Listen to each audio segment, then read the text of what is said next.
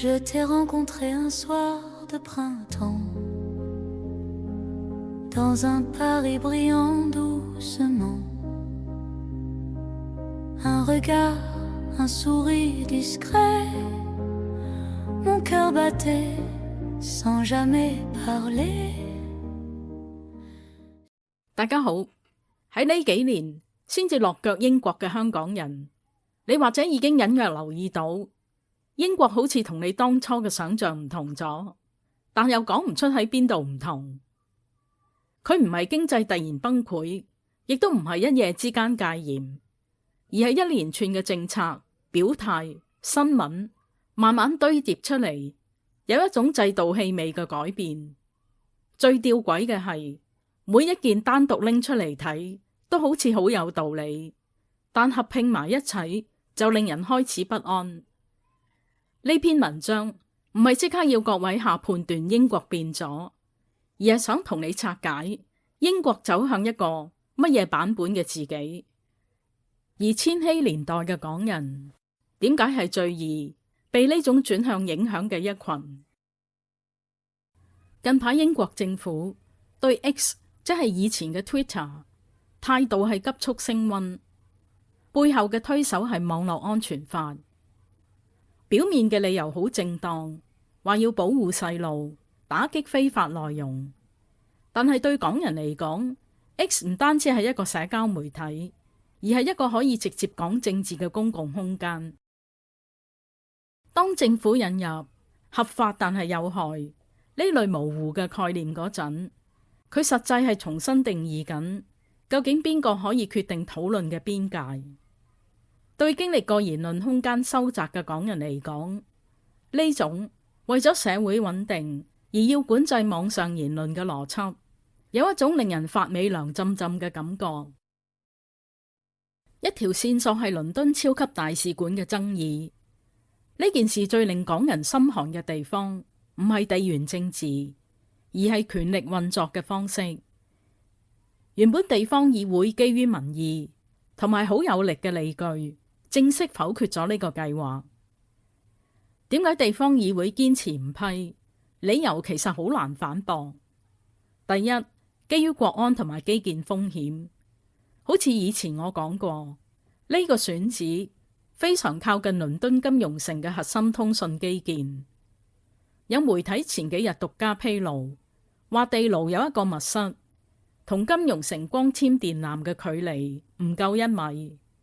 中方進駐之後做任何裝修，基於外交，英國都好難監察。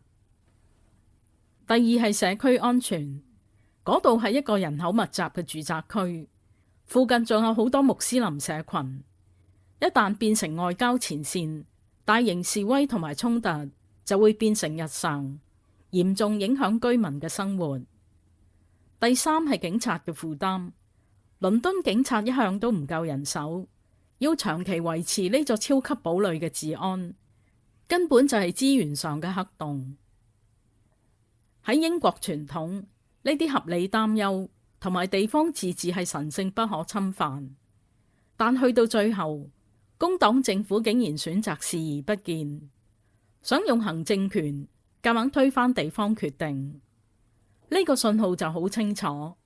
當外交現實同埋經濟考慮擺喺前面，乜嘢程序公義、國安擔憂，甚至係基層治安，全部都要讓路。呢種中央夾硬干涉地方嘅做法，對港人嚟講係一種 PTSD。你以為搬咗去英國就可以參與社區自治，但結果發現，當大局需要嘅時候，你依然係一個被告知結果嘅局外人。坊間有唔少討論，因為施紀賢會喺1月底之前訪問中國，所以佢好大機會會批准中共嘅超級大使館。但以施紀賢咁低嘅支持率，個項目對國家又有咁大嘅國安風險，我估計佢唔敢咁樣做。我希望我推斷得啱，佢唔係唔想，而係唔敢。好多人會質疑，夾硬介入程序，收緊言論，咁樣仲唔係獨裁？英國依家行緊嘅未必係獨裁，而係一種精算式治理。獨裁者會消滅意見，但精算式政府就會覺得國家亂得滯，所以想做一個管控欲強嘅管家。佢會利用法律俾行政機關多啲解釋權，令礦權變得好合法。呢種制度氣味嘅轉變唔單止反映喺法規，連頂層精英嘅政治版圖都崩潰緊。最近前保守黨財政大臣Zahawi宣布加入 Reform UK， 呢件事就好似掟咗個炸彈喺政壇。一個曾經掌管國家財政、身處建制核心嘅重量級人物，竟然轉會去一個更加激進、反建制色彩咁濃厚嘅右翼政黨。呢個信號對港人嚟講係一個警示。英國嘅主流共識已經瓦解。當年執政過嘅精英都覺得舊制度行唔通，轉身走去極端陣營嘅時候，未來政策嘅穩定性會大打折扣。你所追求嘅安穩，或者隨住精英階層嘅大洗牌而變得好似就冧檔咁。再睇返工黨，佢話要將公共服務重新國有化嘅態度，本質上係佢哋已經唔再信任市場嘅分散決定。至於點解決定唔強制推行 Digital ID， 係因為政治成本太高。精算式嘅政府會避開一啲硬紅線，會轉咗用銀行審查、電子支付記錄呢啲軟監控去達到目的。例如而家銀行對轉賬來源嘅審查越嚟越嚴，令你嘅財務自由喺無聲無息中縮水。將所有線索加埋，你會見到一個比較完整嘅拼圖。英國走向一個高度精算、風險優先、政治成本導向嘅治理模式。咁即係點？嗰啲高風險影響外交經濟嘅嘢，例如社交平台、超級大使館呢啲，就由國家強行介入。嗰啲太高反彈會引起暴動嘅嘢，例如數碼身份證，就暫時唔搞住，暫時咋。再加埋政治共識嘅瓦解，例如精英跳船，揾更激嘅出路。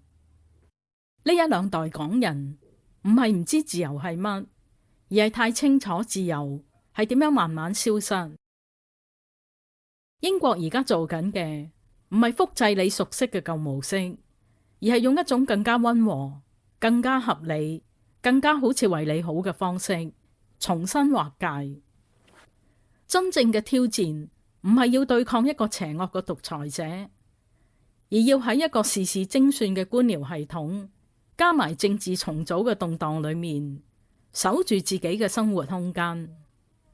呢個轉向未必即刻傷到人，但一定要留意同埋警惕，因為真正改變世界從來都唔係一條惡法，而係一連串好似都講得通嘅行政選擇。